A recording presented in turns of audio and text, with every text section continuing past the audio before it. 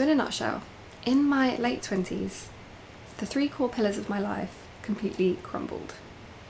1, my relationship with my long-term partner ended, meaning that 2, I had to leave my apartment, which I considered my home, and 3, not long after that, my company went bankrupt and stopped paying me, and eventually I had to leave that job. So relationship, home and job, all in a relatively short space of time, gone.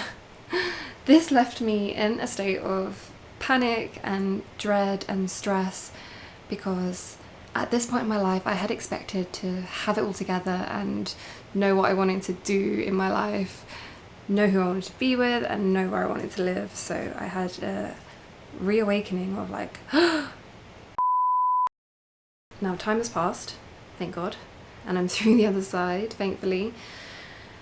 And with that I have a little bit of reflection time, a little bit of distance from that super dark period of my life, and I can see now what really helps me and what helped me to push through and get me back on track to the life that I truly wanted. Now I'm going to start off with the kind of really basic, maybe potentially obvious things, but we have to cover them. So the first thing that I think was definitely the backbone of what helped me get through this whole period was having some savings, having a buffer, so that when things completely fall apart, you have the funds to be able to make sure that you have the basic necessities. Now, money can't buy happiness, however, it can definitely ease the burden if it is there. I would say that it's worth having around at least 3 months, maybe max 6 months worth of savings for rent and living costs, so that if you do lose your job, you can continue to live where you do. If you do lose your home, you have the money to be able to maybe quickly get into a sublet. But this for me was one of the things I really needed to tick off my list, so that I had my home, had my security, and could live my life. And now I have a whole video about finding my own apartment, so you can head on there if you need help on that aspect. When you're going through a time of hardship, when you're grieving, when you're feeling heartbroken, you've lost someone, or something just terrible has happened in your life, you need to go back to the basics, getting through each day. And that includes feeding yourself. Ideally, you want to be cooking for yourself, having nourishing, nutrient-dense meals, so that at least that is covered and that's not having an extra impact on how you're feeling, because we all know when your blood sugar crashes, you feel terrible. So we don't want to add that to the equation. We want to give the love to ourselves that we need. Let's value ourselves highly and treat ourselves well. If we can get through breakfast, lunch and dinner, that's already an achievement. The next thing I'm going to quickly touch on, because you all know this, but exercise.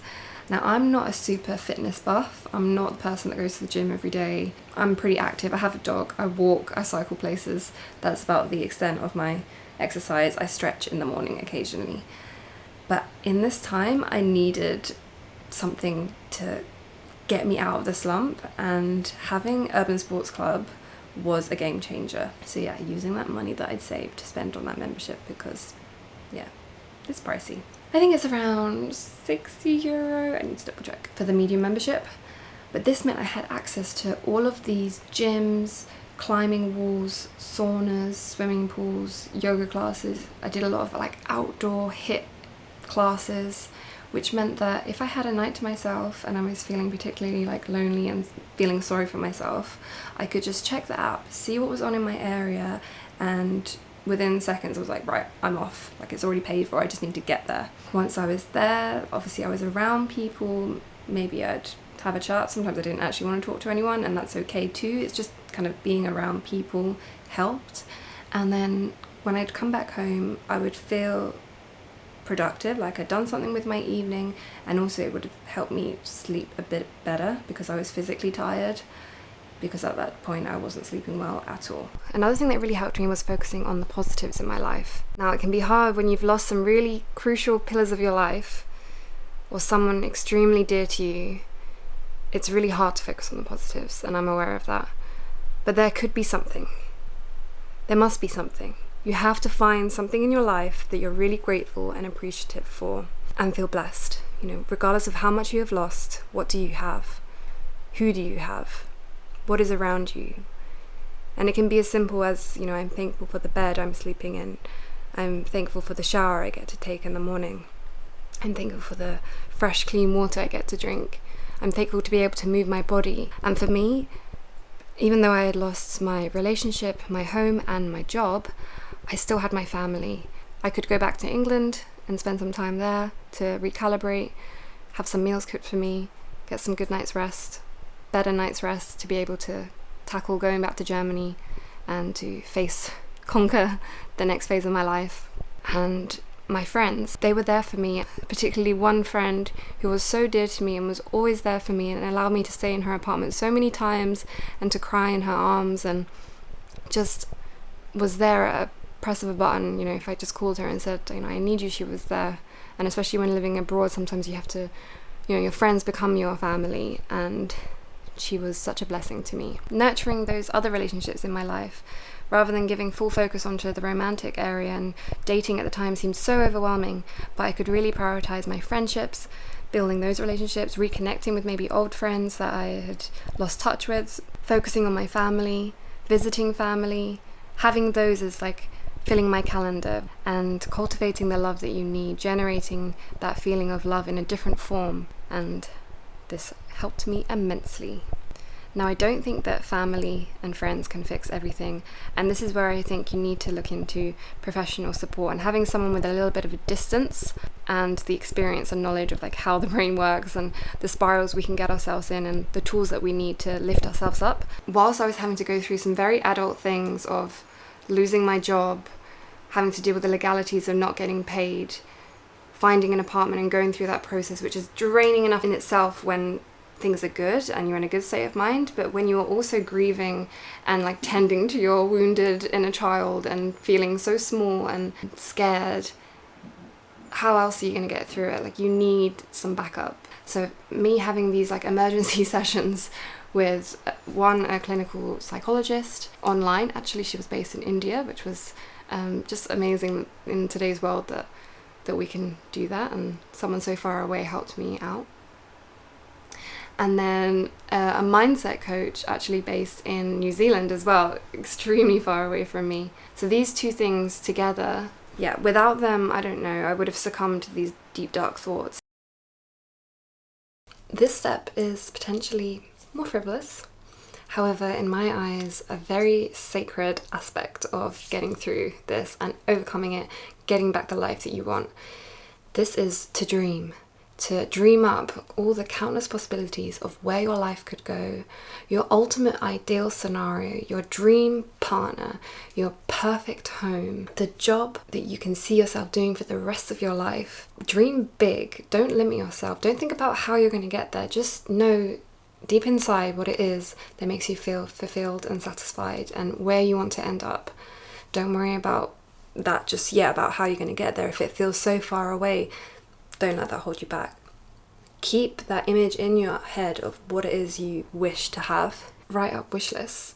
I can't tell you the number of times I would wake up in the middle of the night having, a nasty nightmare, waking up in shock, when you've forgotten everything that's happening, and then, you lulled into a false sense of state of everything's going to be okay, and then you wake up and realize, bam, oh my God, what you have to actually deal with in the next day, in the next month, in the next year.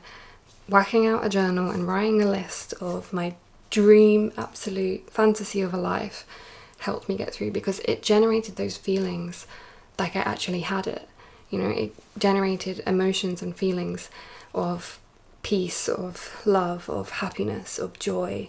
And this was stuff that I was lacking at the time. So actually just thinking about these things and imagining them, fantasizing about the potential of your life and where it could go in a positive aspect will only give you the tools you need to be able to actually make that happen. Because I always find that if you are positive, if you are full of love, you will attract that into your life. Good things start to happen when you emit good things as well. So the more negative you get, the more downhearted and downtrodden, and I'm always going to be alone, I'm always going to work in a shit job I hate, I'm never going to have my own house, I'm never going to blah blah blah, whatever it is, that will happen. So speak kindly to yourself, do the vision boards, have it in front of you in the mirror every time you wake up, what you want. I definitely use Feng Shui as well to help me get back on track.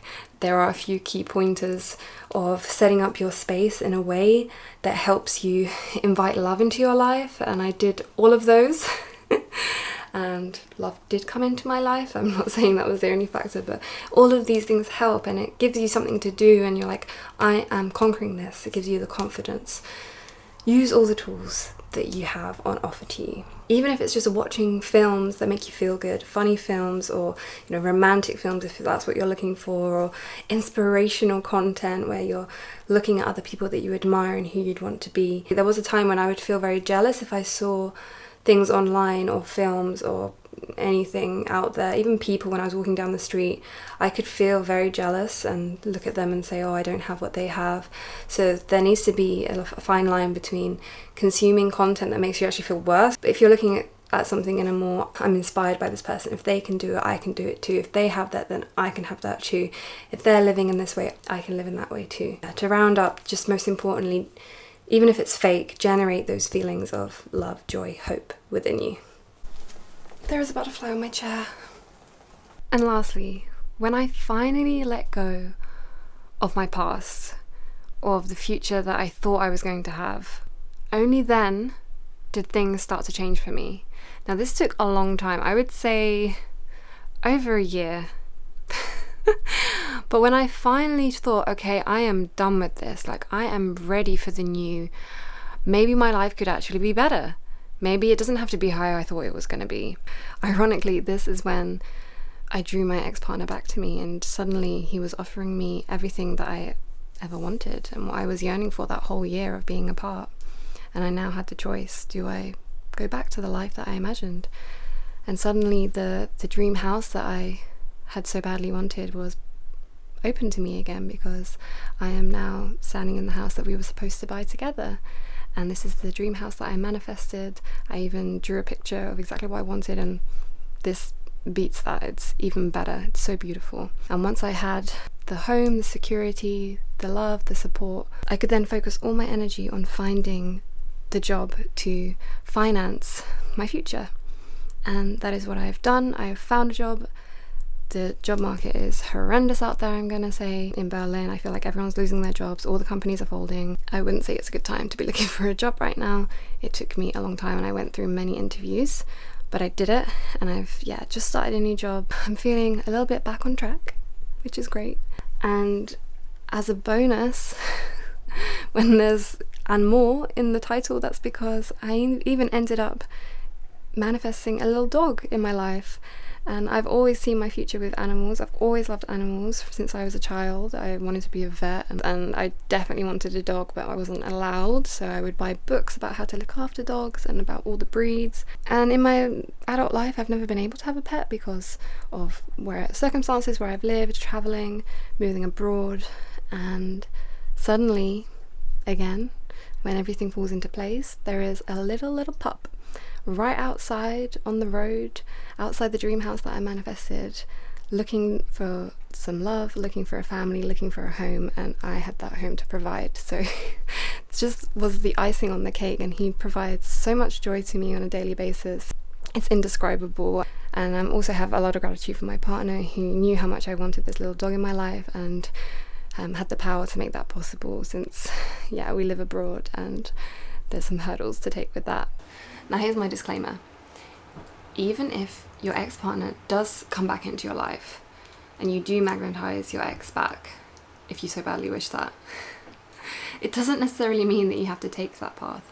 Maybe you have grown and evolved during this whole period of self-discovery and potentially grief, but rebirth as well, and maybe you are not so aligned anymore, and actually the new future and the new path feels more akin to you. So I'm sharing my personal story, but I also want to put it out there that maybe you are now more resilient and more confident to go for the new imagined path, and not getting back with your ex just to feel worthy or less lonely or out of fear, or to feel good about yourself. These are not the right choices to make. It's only if your paths are still aligned, and you also need to make sure you've come together and talked about what needs to change in order to make this future work, and what changes you each personally need to make to be able to go ahead together. And just know that there is no wrong or right path, and you will always second guess yourself and doubt, if I taken the other route, would my life be better? Would I be more happy? And no one is perfect. So even if you do end up with a dream partner, there will still be challenges, there will still be arguments, there will still be aggravating times where you're thinking, ugh, I hate them. And even if you do get your dream house, you change and you outgrow the house, and then you need something else, and things are always constantly evolving. Even with jobs as well, like what is important to you, what you prioritize becomes different. And what I'm learning is that life is ever evolving, ever changing, and we just have to go with the flow and not resist change. Yet we're so, as humans, well, for me personally, I just want everything to stay the same, and for things not to change. Obviously, I feel like that's the human dilemma, but we have to just let go and go with it and take what comes, see what new opportunities lie ahead in the future. We don't know yet what's going to happen. That's exciting. See it in a positive light. And with that, my lasting message would be keep going. I'm sending all the motivation, all the love, all the compassion over to you through the screen. And from here onwards, you will see some different videos due to life changes, and that's okay. And I feel really happy actually that I named this channel back when I started at Daily Restore, because there's been a lot of restorations on a daily basis of everything, and this house that I am sitting in now is going to have a complete restoration, and that's what I'm aiming towards now, and I'm saving towards that.